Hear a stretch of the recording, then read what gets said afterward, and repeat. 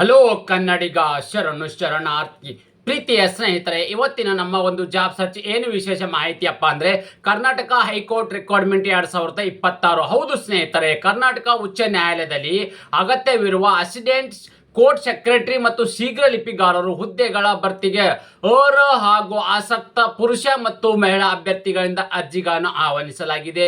ಹುದ್ದೆಗಳ ಭರ್ತಿಗೆ ಸಂಬಂಧಿಸಿದಂತೆ ಹುದ್ದೆಗಳ ಸಂಖ್ಯೆ, ಕರ್ತವ್ಯ ಸ್ಥಳ, ಶೈಕ್ಷಣಿಕ ಅರ್ಹತೆ, ವೇತನ, ಆಯ್ಕೆ ದಿನಾಂಕ, ಹುದ್ದೆಗಳ ಬಗ್ಗೆ ಮಾಹಿತಿ, ಓವರಾಲ್ ಆಗಿ ನೋಟಿಫಿಕೇಶನ್ ವಿವರವನ್ನು ನಾನು ನಿಮಗೆ ಈ ವಿಡಿಯೋದಲ್ಲಿ ತಿಳಿಸ್ಕೊಡ್ತಾ ಇದ್ದೀನಿ. ಅದಕ್ಕಿಂತ ಮುಂಚಿತವಾಗಿ ನಮ್ಮ ಯೂಟ್ಯೂಬ್ ಚಾನಲ್ಗೆ ಮೊದಲ ಬಾರಿ ಭೇಟಿ ನೀಡಿದರೆ ಸಬ್ಸ್ಕ್ರೈಬ್ ಜೊತೆಗೆ ಬೆಲ್ ಐಕನ್ ಕ್ಲಿಕ್ ಮಾಡೋದನ್ನ ಮರೆಯಬೇಡಿ. ಯಾಕಪ್ಪ ಅಂದರೆ ನಾವು ಕೊಡ್ತಕ್ಕಂಥ ಪ್ರತಿನಿತ್ಯ ಕೇಂದ್ರ ಸರ್ಕಾರ ಮತ್ತು ರಾಜ್ಯ ಸರ್ಕಾರದ ಹೊಸ ಉದ್ಯೋಗ ಮಾಹಿತಿ ನೇರವಾಗಿ ನಿಮಗೆ ಬರಲಿದೆ. ಪ್ರೀತಿಯ ಸ್ನೇಹಿತರೆ, ಮೊದಲಾಗಿ ನಾವಿಲ್ಲಿ ಹುದ್ದೆಗಳ ಬಗ್ಗೆ ಮಾಹಿತಿ ನೋಡೋಣ ಬನ್ನಿ. ಯಾವೆಲ್ಲ ಒಂದು ಹುದ್ದೆಗೆ ಕರೆದಿರಪ್ಪ ಅಂದರೆ ಅಸಿಸ್ಟೆಂಟ್ ಕೋರ್ಟ್ ಸೆಕ್ರೆಟರಿಯರ್ ಮತ್ತು ಶೀಘ್ರ ಲಿಪಿಗಾರ ಇರ್ತಕ್ಕಂಥ ವಿವಿಧ ಹುದ್ದೆಗಳ ಅರ್ಜಿಗಳನ್ನು ಆಹ್ವಾನಿಸಲಾಗಿದೆ.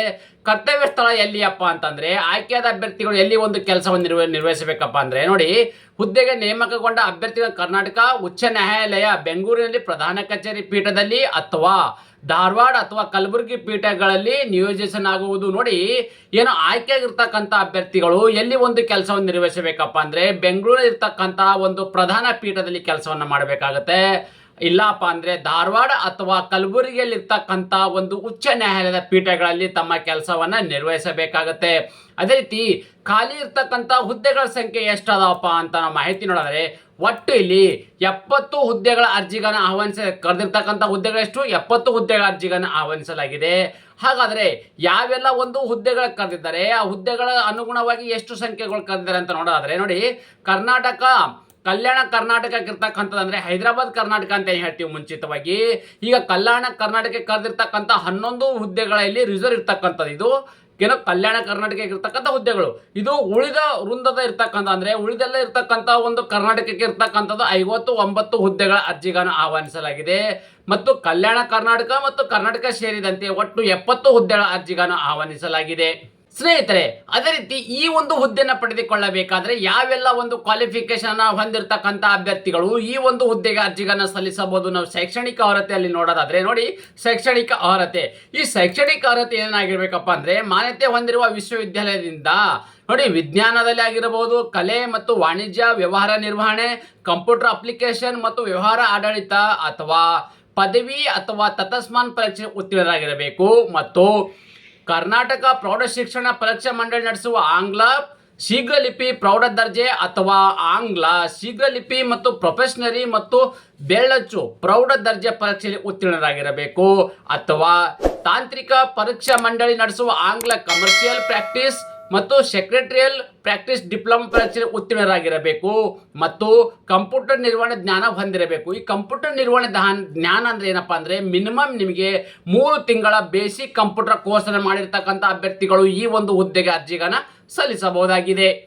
ಅದೇ ರೀತಿ ಇನ್ನೊಂದು ಮುಖ್ಯವಾಗಿರ್ತಕ್ಕಂಥ ಮಾಹಿತಿ ಏನಪ್ಪಾ ಅಂದ್ರೆ ವಯೋಮಿತಿ. ಯಾವ ಒಂದು ವಯೋಮಿತಿ ಒಳಗಡೆ ಇರ್ತಕ್ಕಂಥ ಅಭ್ಯರ್ಥಿಗಳು ಈ ಒಂದು ಹುದ್ದೆಗೆ ಅರ್ಜಿಗಳನ್ನು ಸಲ್ಲಿಸಬಹುದು ಅಂದ್ರೆ ಅರ್ಜಿ ಸಲ್ಲಿಸಲು ಕನಿಷ್ಠ ಇರ್ತಕ್ಕಂಥದ್ದು ವಯೋಮಿತಿ ಎಷ್ಟಪ್ಪ ಅಂದ್ರೆ 18 ವರ್ಷ ಇರಬೇಕು. ನೋಡಿ, 18 ವರ್ಷ ನೀವು ಕಂಪ್ಯೂಟರ್ ಆಗಿರಬೇಕು. ಅದೇ ರೀತಿ ಮ್ಯಾಕ್ಸಿಮಮ್ ಸಾಮಾನ್ಯ ಅಭ್ಯರ್ಥಿಗಳಿಗೆ ಮ್ಯಾಕ್ಸಿಮಮ್ 40 ವರ್ಷ. ನೋಡಿ, ರಾಜ್ಯ ಸರ್ಕಾರದ ವಯೋಮಿತಿಯಲ್ಲಿ 5 ವರ್ಷಗಳ ಕಾಲ ವಯೋಮಿತಿಯ ಸಡಿಲಿಕೆ ನೀಡಲಾಗಿದೆ. ಅಂದ್ರೆ 35 ವರ್ಷದ ಒಂದು ವಯೋಮಿತಿಯಿಂದ ಈಗ 40 ವರ್ಷ ಒಳಗಡೆ ಅಂದ್ರೆ 18ರಿಂದ 40 ವರ್ಷದ ಒಳಗಡೆ ಇರ್ತಕ್ಕಂಥ ಜನರಲ್ ಕ್ಯಾಟಗರಿ ಸಂಬಂಧಪಟ್ಟ ಅಭ್ಯರ್ಥಿಗಳು ಈ ಒಂದು ಹುದ್ದೆಗೆ ಅರ್ಜಿ ಸಲ್ಲಿಸಬಹುದು. ಅದರಲ್ಲಿ ಮುಖ್ಯವಾಗಿ 2A 2B 3A 3B ಅಭ್ಯರ್ಥಿಗಳು ಅಂದ್ರೆ ಇದು OBC ಕ್ಯಾಟಗರಿ ಸಂಬಂಧಪಟ್ಟ ಅಭ್ಯರ್ಥಿಗಳಿಗೆ 43 ವರ್ಷ, SC ST ಪರಿಶಿಷ್ಟ ಪಂಗಡ ಮತ್ತು ಪರಿಶಿಷ್ಟ ಜಾತಿಗೆ ಸಂಬಂಧಪಟ್ಟ ಅಭ್ಯರ್ಥಿಗಳಿಗೆ ಇರಿಗಿರ್ತಕ್ಕಂಥ ಒಂದು ವಯೋಮಿತಿ 45 ವರ್ಷ. ನೋಡಿ, SC ST ಕ್ಯಾಟಗರಿ ಸಂಬಂಧಪಟ್ಟ ಅಭ್ಯರ್ಥಿಗಳಿಗೆ ಮ್ಯಾಕ್ಸಿಮಮ್ ವಯೋಮಿತಿ 45 ವರ್ಷ ಒಳಗಡೆ ಇರ್ತಕ್ಕಂಥ ಅಭ್ಯರ್ಥಿಗಳು ಈ ಒಂದು ಹುದ್ದೆಗೆ ಅರ್ಜಿಗಳನ್ನು ಸಲ್ಲಿಸಬಹುದಾಗಿದೆ. ಅದೇ ರೀತಿ ವೇತನ ಅಂದ್ರೆ ಆಯ್ಕೆಯಾಗಿರ್ತಕ್ಕಂಥ ಅಭ್ಯರ್ಥಿಗಳಿಗೆ ಪ್ರತಿ ತಿಂಗಳಿಗೆ ಸಿಗ್ತಕ್ಕಂಥ ಒಂದು ವೇತನ ಎಷ್ಟು ಅಂತಂದ್ರೆ ಹುದ್ದೆಗೆ ಆಯ್ಕೆಯಾದ ಅಭ್ಯರ್ಥಿಗಳಿಗೆ 44,900ರಿಂದ 1,42,400 ಶ್ರೇಣಿಯಲ್ಲಿ ವೇತನ ನೀಡಲಾಗುವುದು. ನೋಡಿ ಸ್ನೇಹಿತರೆ, ಕರ್ನಾಟಕದ ಒಂದು ಸರ್ಕಾರದ ಏನು ಇದು ಒಂದಿರ್ತಕ್ಕಂಥ ಉಚ್ಚ ನ್ಯಾಯಾಲಯ ಅಂದ್ರೆ ಗೌರವಾನ್ವಿತ ಒಂದು ಹುದ್ದೆಗಳಾಗಿದ್ದು ಮತ್ತು ಇದರಲ್ಲಿರ್ತಕ್ಕಂಥ ಒಂದು ರಾಜ್ಯ ಸರ್ಕಾರದ ಒಳ್ಳೆ ಪ್ಯಾಕೇಜ್ ಇರ್ತಕ್ಕಂಥ ಒಂದು ಸ್ಯಾಲರಿಯ ಹುದ್ದೆ ಅಂತಾನೆ ಹೇಳಬಹುದಾಗಿದೆ. ಹಾಗಾದರೆ ಈ ಆಯ್ಕೆ ವಿಧಾನ ಹೇಗೆ ಮಾಡ್ತಾರೆ ಅಂದರೆ ಸೆಲೆಕ್ಷನ್ ಪ್ರೊಸೆಸ್ ಹೇಗೆ ಮಾಡ್ತಾರಪ್ಪ ಅಂದರೆ ಮೊದಲೇದಾಗಿ ನಿಮಗೆ ಒಂದು ಶೀಘ್ರ ಲಿಪಿ ಪರೀಕ್ಷೆ ನಡೆಸಲಾಗುವುದು. ಈ ಶೀಘ್ರ ಲಿಪಿ ಪರೀಕ್ಷೆಯಲ್ಲಿ ಕ್ವಾಲಿಫೈ ಆಗಿರ್ತಕ್ಕಂಥ ಅಭ್ಯರ್ಥಿಗಳನ್ನ ಸಂದರ್ಶನ ಮಾಡಿ ಮೆರಿಟ್ ಆಧಾರದ ಮೇಲೆ ಅಭ್ಯರ್ಥಿಗಳನ್ನ ನೇಮಕಾತಿ ಮಾಡಲಾಗುವುದು. ನೋಡಿ, ಇಲ್ಲಿ ಇನ್ನೊಂದು ಮುಖ್ಯವಾಗಿರ್ತಕ್ಕಂಥದ್ದು ಏನಪ್ಪಾ ಅಂದ್ರೆ ತಾವು ಗಮನಿಸ್ತಾ ಇದ್ರಿ, ಶೀಘ್ರ ಲಿಪಿ ಪರೀಕ್ಷೆ ಇರ್ತಕ್ಕಂಥದ್ದು ಗರಿಷ್ಠ ಅಂಕಗಳು 100 ಮಾರ್ಕ್ಸಿಂದ ಇರ್ತದೆ, ಕನಿಷ್ಠ ಅಂಕಗಳು 60 ಇರ್ತಕ್ಕಂಥದ್ದು. ಸಂದರ್ಶನಕ್ಕೆ ಇರ್ತಕ್ಕಂಥದ್ದು 20 ಮಾರ್ಕ್ಸು, 10 ಮಾರ್ಕ್ಸು ಕನಿಷ್ಠ ಅಂಕಗಳು. ಒಟ್ಟಾರೆಯಾಗಿ ಇಲ್ಲಿ 120 ಕ್ವಶನ್ ಇರ್ತಕ್ಕಂಥ ಒಂದು ಪರೀಕ್ಷೆ ನಡೆಯಲಿದ್ದು ಅದರಲ್ಲಿ 70 ಅಂಕಗಳು ತಗೊಂಡ್ರೆ ನೀವು ಇಲ್ಲಿ ಜಸ್ಟ್ ಕ್ವಾಲಿಫೈ ಆಗ್ತೀರಿ, ಅಂದ್ರೆ ಒಂದು ಸಂದರ್ಶನಕ್ಕೆ ನೀವು ಕ್ವಾಲಿಫೈ ಆಗ್ತೀರಿ. ಓವರಾಲ್ ಆಗಿ ಮೆರಿಟ್ ಆಧಾರದ ಮೇಲೆ ಅಭ್ಯರ್ಥಿಗಳನ್ನ ನೇಮಕಾತಿ ಮಾಡಲಾಗುವುದು.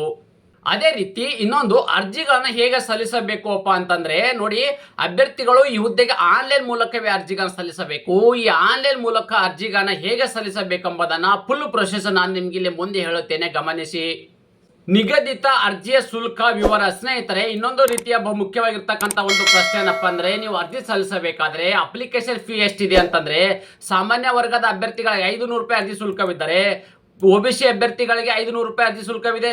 ಅದೇ ರೀತಿ ಪರಿಶಿಷ್ಟ ಜಾತಿ, ಪರಿಶಿಷ್ಟ ಪಂಗಡ ಸೇರಿದಂತೆ ಅಂಗವಿಕಲ ಅಭ್ಯರ್ಥಿಗಳಾಗಿದ್ದರೆ ಅವರಿಗೆ 250 ರೂಪಾಯಿ ಅರ್ಜಿ ಶುಲ್ಕವಿದೆ.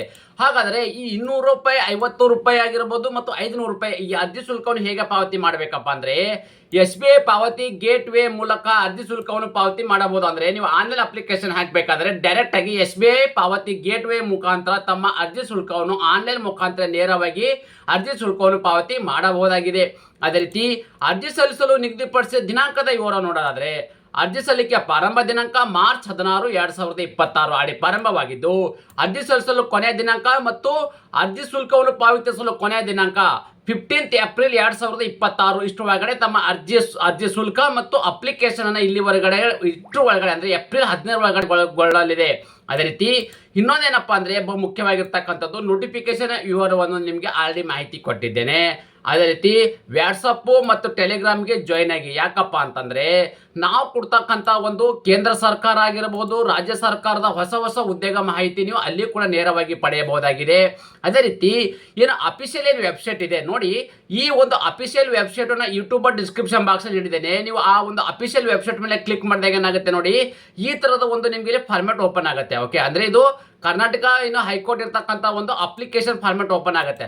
ಡೈರೆಕ್ಟ್ ಆಗಿ ಏನ್ ಮಾಡ್ಬೇಕಪ್ಪ ಅಂದ್ರೆ, ನೀವು ಇದ್ರ ಮೇಲೆ ಅಗ್ರಿ ಮೇಲೆ ಕ್ಲಿಕ್ ಮಾಡಿ ಅಪ್ಲೈ ಅಂತ ಕ್ಲಿಕ್ ಮಾಡಿದಾಗ ನೋಡಿ ಈ ತರದ ಒಂದು ಅಪ್ಲಿಕೇಶನ್ ಓಪನ್ ಆಗುತ್ತೆ. ನೋಡಿ, ಇದು ಅಪ್ಲಿಕೇಶನ್ ಫಾರ್ಮೆಟ್ ಇದೆ. ಇದೇ ತರದಲ್ಲಿ ನೀವು ಈ ತರದ ಒಂದು ಅಪ್ಲಿಕೇಶನ್ ಫಾರ್ಮೆಟ್ ಅಲ್ಲಿ ತಮ್ಮ ಅರ್ಜಿಗಳನ್ನು ಸಲ್ಲಿಸಬೇಕಾಗುತ್ತೆ. ಯಾರೆಲ್ಲ ನಮ್ಮ ಕಡೆಯಿಂದ ಅರ್ಜಿಗಳನ್ನು ಸಲ್ಲಿಸೋ ಬಯಸಿರ್ತಕ್ಕಂಥ ಅಭ್ಯರ್ಥಿಗಳು, ನಮ್ಮ ವಾಟ್ಸ್ಆಪ್ ನಂಬರ್ ಕೂಡ ಅಲ್ಲಿ ನೀಡಲಾಗಿದೆ ಯೂಟ್ಯೂಬ್ ಡಿಸ್ಕ್ರಿಪ್ಷನ್ ಬಾಕ್ಸ್ ಅಲ್ಲಿ.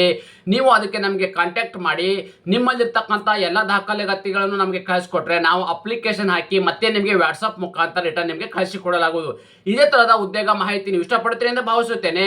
ಈ ಉದ್ಯೋಗ ಮಾಹಿತಿ ನಿಮಗೆ ಇಷ್ಟವಾದರೆ ನಿಮ್ಮ ಫ್ಯಾಮಿಲಿಗೂ ಫ್ರೆಂಡ್ಸ್ಗೂ ಶೇರ್ ಮಾಡೋದನ್ನ ಮರೆಯದಿರಿ. ಧನ್ಯವಾದ.